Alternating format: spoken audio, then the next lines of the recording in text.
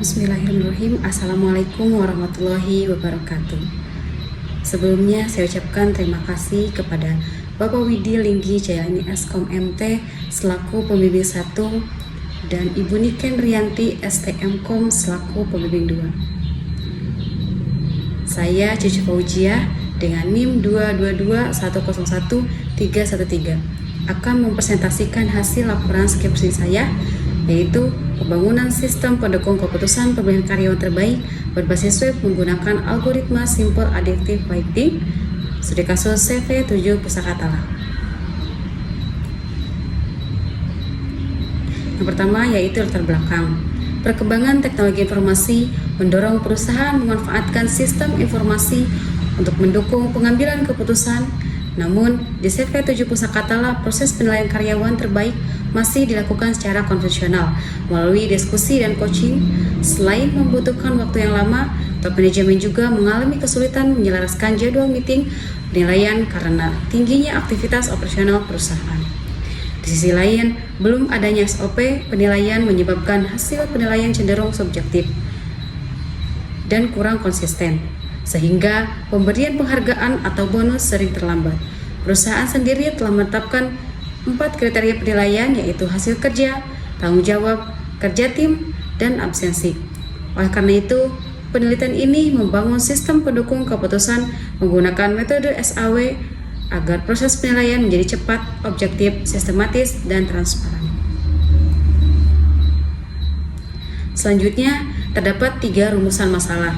Yang pertama, bagaimana mengatasi kesulitan top manajemen menilai kinerja karyawan untuk memilih karyawan terbaik di CV7 Pusaka Tala. Yang kedua, yaitu bagaimana cara mengelola data penilaian karyawan di CV7 Pusaka Tala agar keputusan yang dihasilkan objektif dan bisa diukur.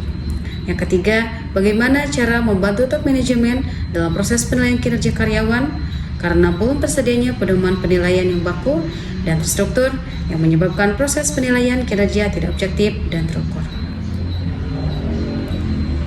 Selanjutnya terdapat 3 tujuan penelitian. Yang pertama, membuat sistem pendukung keputusan berbasis web yang bertujuan untuk membantu CV7 Pusaka Tala dalam mempercepat proses penilaian kinerja karyawan serta memilih karyawan terbaik. Yang kedua, menggunakan algoritma Simple Additive Weighting atau SAW untuk mengambil keputusan yang digunakan dalam mengelola dan menganalisis data penilaian kinerja karyawan sesuai dengan kriteria-kriteria yang telah ditentukan. Yang ketiga yaitu menyusun standar operasional prosedur atau SOP penilaian kinerja karyawan di CV7 Pusaka Tala agar proses penilaian kinerja dapat dilakukan secara objektif dan terukur sehingga dapat digunakan sebagai pedoman untuk melakukan evaluasi kinerja karyawan. Untuk selanjutnya yaitu penelitian terdahulu. Pada penelitian ini dilakukan kajian terdapat 15 penelitian terdahulu yang membahas penerapan metode SAW dalam sistem pendukung keputusan untuk penilaian maupun pemilihan karyawan. Berdasarkan hasil kajian, metode SAW banyak digunakan karena mampu menghasilkan penilaian yang objektif dan mudah diimplementasikan. Meskipun demikian, terdapat perbedaan pada objek penelitian, metode pengembangan, implementasi sistem, dan pengujian yang digunakan. Oleh karena itu, penelitian ini mengembangkan sistem pendukung keputusan berbasis website menggunakan metode SAW pada CV7 Pusaka Tala dengan metode pengembangan extreme programming serta pengujian black box testing dan user acceptance test. Ini hanya sampel saja, yaitu dari 5 penelitian terdahulu. Selanjutnya yaitu state of the art, persamaan dan perbedaan. Untuk persamaannya, yang pertama menggunakan metode Simple Additive Weighting atau SAW. Yang kedua berbasis pada penilaian multikriteria seperti hasil kerja, tanggung jawab, absensi, kerja tim. Yang ketiga yaitu pembangunan aplikasi bertujuan mempermudah proses evaluasi sehingga pemilihan karyawan menjadi lebih cepat dan terstruktur. Untuk perbedaannya yaitu yang pertama dari tempat penelitiannya itu berbeda. Yang kedua dari metode pengembangan yang digunakan yaitu menggunakan extreme programming atau XP. Yang ketiga yaitu masalah penelitian berbeda. Yang keempat yaitu pengujian sistem menggunakan pengujian alpha dan pengujian beta. Selanjutnya yaitu metode penelitian. Untuk metode penelitian ini, penelitian menggunakan metode penelitian kualitatif dengan pendekatan studi kasus. untuk membangun sistem pendukung keputusan atau SPK menggunakan metode Simple Additive Weighting atau SAW. Tujuan untuk membantu proses pemilihan karyawan terbaik secara objektif, sistematis, dan efisien. Untuk teknik pengumpulan datanya yaitu dengan yang pertama wawancara, yang kedua observasi, yang ketiga itu studi lator. Untuk yang pertama dilakukan dengan CEO CV 7 pusakatala untuk memperoleh informasi mengenai proses penilaian karyawan, kriteria, dan bobot penilaian. Yang kedua yaitu observasi, mengamati secara langsung proses penilaian karyawan yang sedang berlangsung di perusahaan. Yang ketiga yaitu studi literatur, yaitu mengkaji buku, jurnal, dan penelitian terdahulu sebagai landasan teori penelitian. Selanjutnya di sini yang menjadi populasi dan informan yaitu untuk populasinya yaitu seluruh karyawan CV 7 pusakatala, untuk informannya yaitu CEO CV 7 pusakatala sebagai pihak yang menentukan kriteria, bobot, dan proses penilaian karyawan. Untuk variabel penelitiannya yaitu untuk variabel alternatifnya yaitu karyawan, untuk variabel kriteria penilaiannya yaitu tanggung jawab di 40%, hasil kerja di 30%, absensi 20%, dan kerja tim di 10%. Untuk selanjutnya yaitu metode pengembangan perangkat lunak. Untuk metode pengembangan perangkat lunak ini yaitu dengan menggunakan metode Extreme Programming atau XP. XP ini termasuk metode Agile, tetapi fokus pada fleksibilitas dan kebutuhan pengguna. Tahapan dari metode XP ini yaitu yang pertama planning, pengumpulan kebutuhan dan user story, yang kedua yaitu desain, perencanaan sistem secara sederhana, yang ketiga itu coding, implementasi sistem, yang keempat yaitu testing, pengujian fungsi sistem. Selanjutnya yaitu use case. Di sini terdapat use case sistem pendukung keputusan pemilihan karyawan terbaik di CV 7 pusakatala. Terdapat 3 user, yang pertama admin HR, yang kedua penilai, yang ketiga CEO. Untuk admin HR yaitu mengolah data karyawan, mengolah bobot kriteria, melihat perankingan, dan include ke login. Ketika melihat perankingan, nanti extend yaitu mencetak laporan. Selanjutnya yaitu penilai. Penilai ini hanya mengelola nilai karyawan dan nanti include ke login dan harus include ke login. Selanjutnya yaitu dari CEO. Untuk CEO yaitu hanya melihat rankingan dan nanti extend yaitu bisa mencetak laporan. Untuk selanjutnya yaitu perancangan hak akses pengguna. Yang pertama dari admin HR harus login, ada login. Yang kedua dashboard. Yang ketiga mengelola data karyawan, yang keempat mengelola bobot kriteria, yang kelima mengelola periode penilaian, yang keenam input penilaian, yang ketujuh hasil akhir atau perankingan, yang kedelapan laporan tahunan, yang sembilan audit aktivitas, yang ke-10 cetak laporan, dan yang terakhir logout. Selanjutnya yaitu dari penilai. Untuk penilai pertama login, kedua dashboard, ketiga input penilaian, dan yang keempat yaitu logout. Selanjutnya yaitu dari CEO. Pertama login, yang kedua dashboard, yang ketiga hasil akhir atau rankingan, yang keempat laporan tahunan, yang kelima audit aktivitas, yang keenam cetak laporan, dan yang terakhir yaitu logout. Selanjutnya yaitu demonstrasi sistem. Di sini terdapat halaman login yang nantinya yaitu ada sebagai admin, sebagai penilai, dan sebagai CEO.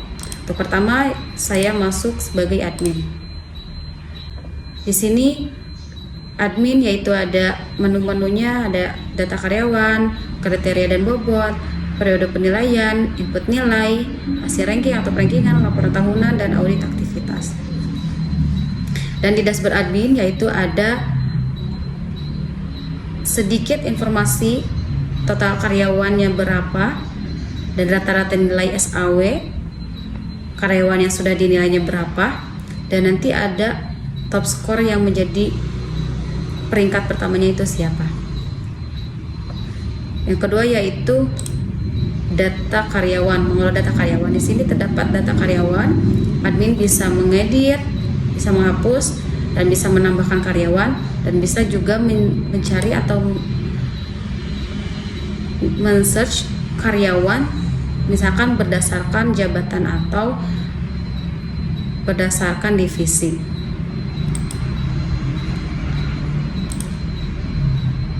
Selanjutnya yaitu ada mengelola bobot kriteria. Bobot kriterianya yaitu ada hasil kerja di 3, tanggung jawab di 4, kerja tim di 1, dan absensi itu 2. Di sini admin juga bisa mengelola bobot karyawannya, bobot kriterianya. Misalkan hasil kerja ini mau menjadi 4, bisa aja, dan tanggung jawab menjadi 3. Tetapi jika misalkan hasil kerjanya pengen di 0,2 dan yang lainnya tidak dirubah, maka itu tidak bisa karena akumulasinya itu kurang dan nanti akan terjadi error karena akumulasinya tidak mencukupi atau tidak memenuhi aturan dari SAW. Selanjutnya yaitu ada periode penilaian. Dalam setahun itu ada 4 periode, ada kuartal 1, kuartal 2, kuartal 3, dan kuartal 4. Kita juga bisa menambahkan kuartal manual. Selanjutnya saya masuk sebagai penilai.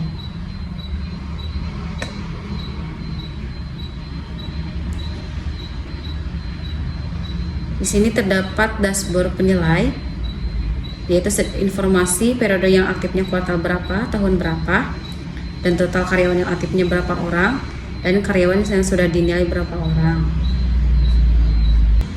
Selanjutnya yaitu ada input penilaian. Ini merupakan hak atau tanggung jawab dari penilai. Selanjutnya saya masuk sebagai CEO.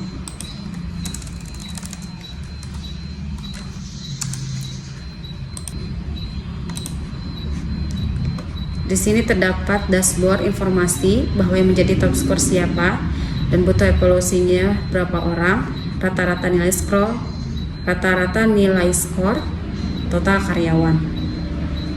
Selanjutnya yaitu ke hasil akhir atau rankingan. Di sini terdapat informasi-informasi dan seluruh karyawan siapa yang menjadi pertama dan yang terakhir sudah diurutkan berdasarkan hasil atau skor akhir.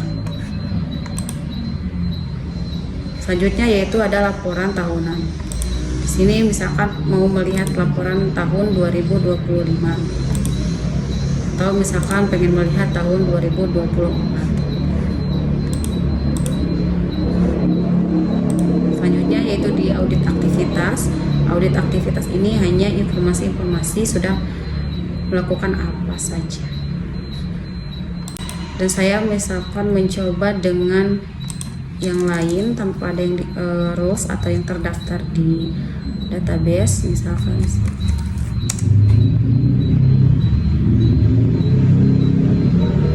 sini terdapat informasi bahwa email dan atau password itu tidak sesuai. Selanjutnya yaitu hasil pengujian beta. Berdasarkan hasil pengujian beta,